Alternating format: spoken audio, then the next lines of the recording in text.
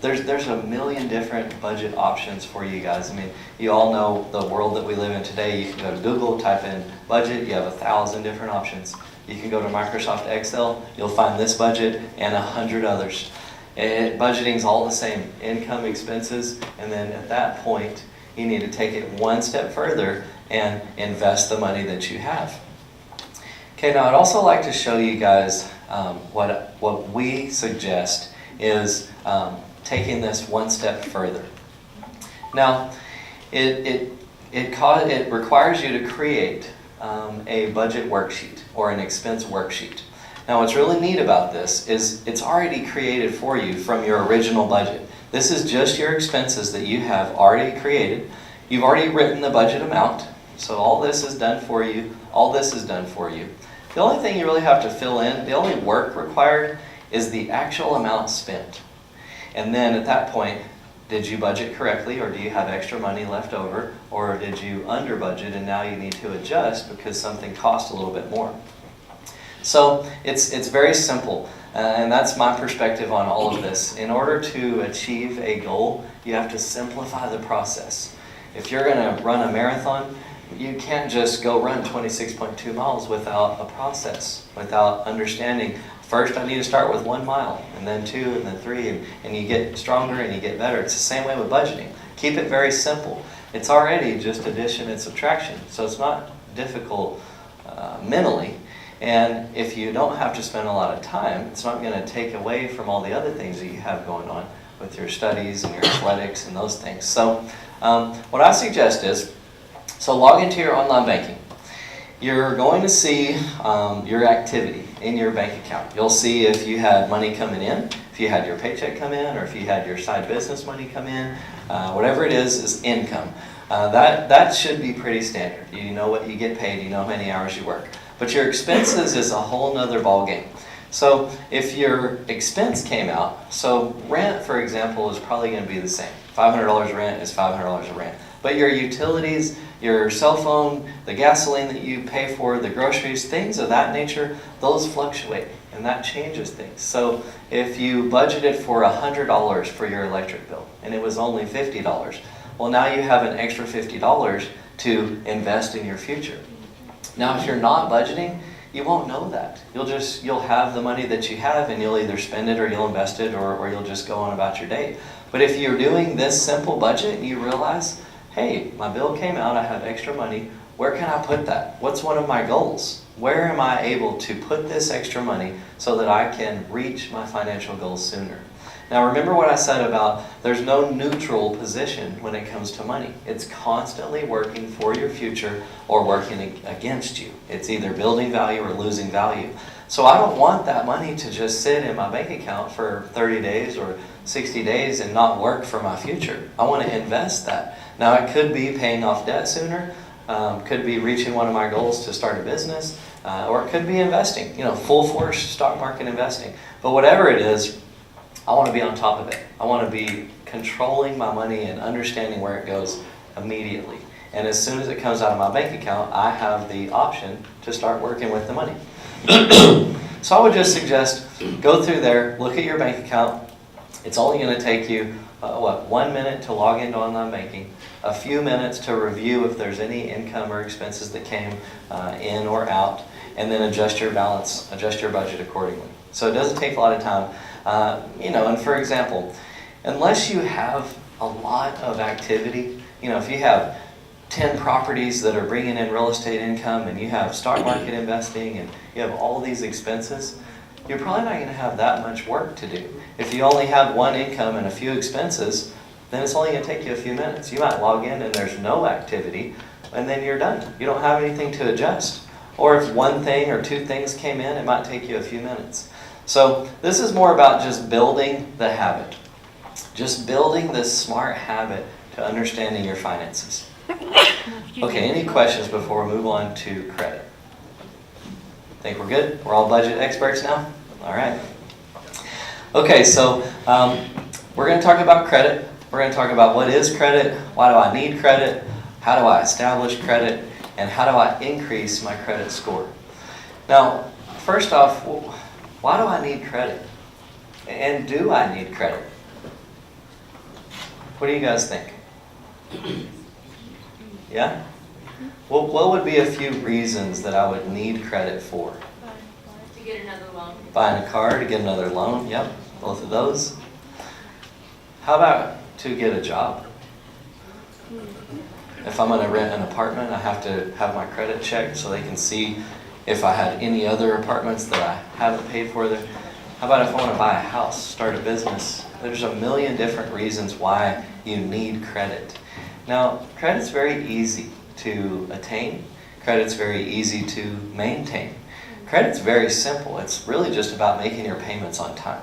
That's the number one thing that increases your credit score. It's also the number one thing that can decrease your score. So let's just go through here. If you have questions, I'll answer as we go. This is really neat though. The word credit is derived from the Latin word credere. And it just means that I trust you. Basically, I'm willing to let you borrow X amount of dollars in exchange for interest or something as you pay me back. It's a loan from a bank, a store, or a company. And it's just the ability to make purchases or borrow money with the agreement to pay it back later. And again, that usually includes interest, except for student loans. And it's a very unique opportunity, and I really just want to hammer that home for you guys to take advantage of that. Because once you get out into the world and you're having to borrow money for whatever it is, there's always interest. Always. You're always going to have to pay interest. So be smart about understanding that. Okay, so to talk about credit, to understand like what affects your credit score, again, like I said, payment history is the number one thing. It's over 35% of your credit score and how that is calculated. So before you agree to a credit card account or a car payment or any type of loan or anything that is going to be reported to the 3 credit agencies, make sure that it's on your budget. Make sure that you can afford that, and then you'll never get yourself in trouble. And again, it always goes back to budgeting. If you have all of your money accounted for on a budget, then it's simple. It's very, very simple. So make sure you make your payments on time. And I always like to say this: you don't have to wait to make your payment until it's due. Pay it ahead of time.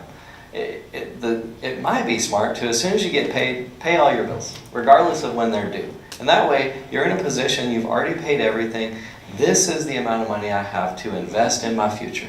Everything else is already taken care of. So, for example, one student wanted to establish credit. So he applied for a credit card, he was approved. He wanted to build his credit score. So he would spend $25 on the card. The next day he would make a $25 payment, and then he'd put the card away for the rest of the month. His credit score continued to increase month after month after month. And he was going to spend the $25 on his water bill anyway.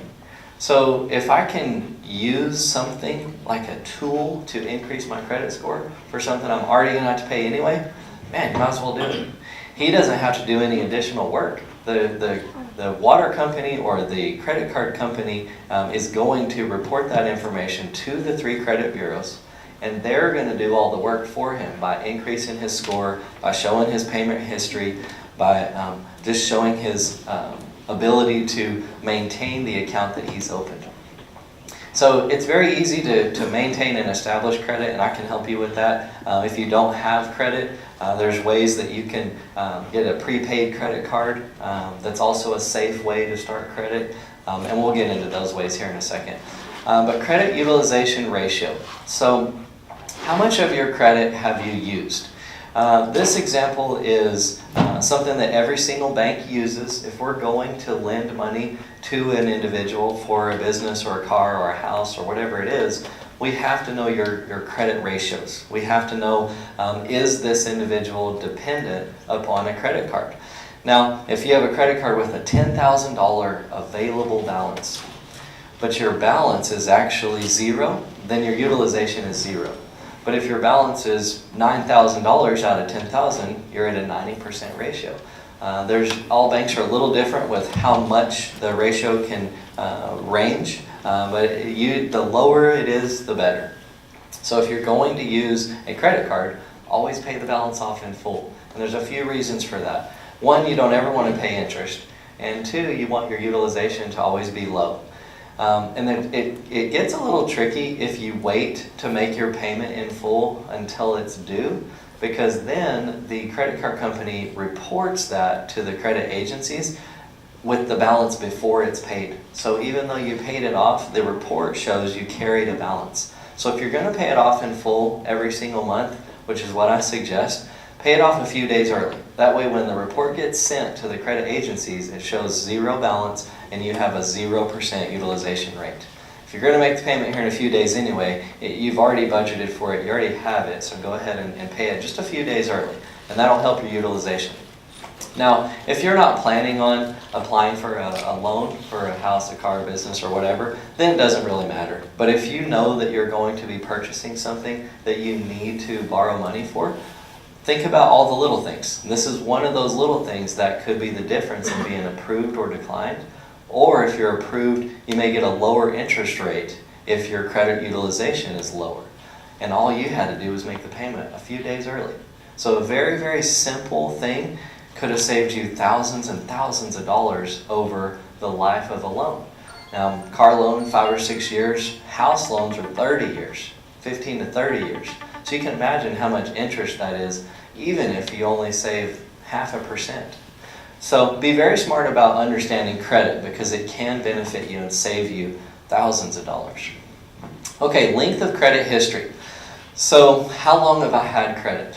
And it's a big deal. So a few things. The longer you have credit, the more a bank feels like we're able to trust that you understand finances, because you've had this account for a long time. It doesn't show that it's been charged off. It doesn't show that there's been late payments. It shows a good account history. So if you have multiple accounts, like a car loan, a house loan, a credit card, a few different accounts, you want to keep those accounts open as long as you can. You don't just want to close an account just to close it, because then that lowers the length of time that you've had account history. Now, a lot of times someone will ask,